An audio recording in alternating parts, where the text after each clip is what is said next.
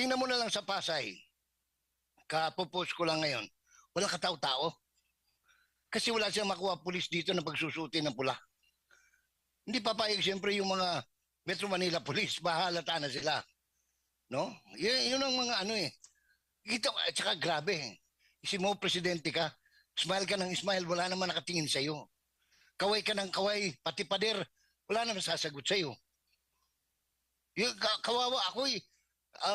Ngayon ko lang nakita sa kasaysayan ng Pilipinas. May edad na ako sa inyo. Ako ay magsi-70 years old na.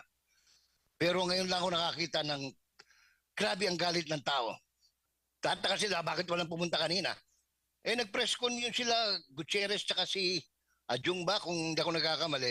Sabi na kapag ka dumalo, tsak, isa-site nila in contempt, papapabilang ko sa Quezon City Jail. Abay, sino ang tanga na pupunta roon, ano?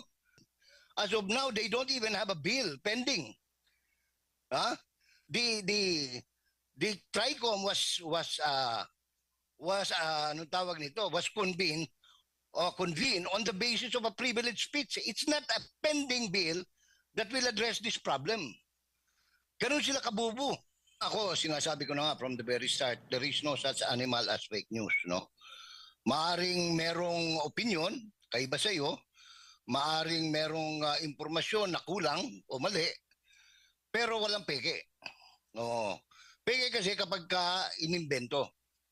Halimbawa, sinabi ng congressman na itong 40 vlogger o social media personalities ay mga vlogger ng Pogo, ng China, etc. etc. Yan ang fake news. Kasi hindi totoo eh. Gawa-gawa yung story eh. Because they have never proven na itong mga sinasabi lang vlogger ay mga bayarang vlogger. Dahil karamihan ako, pagkakakilala ko, kilala ko halos lahat, puro mga professional yan. May doktor, dalawa, ang doktor, ay tatlo, doon sa binabanggit nila, no? Tapos may mga abogado, may mga professionals, may mga editors.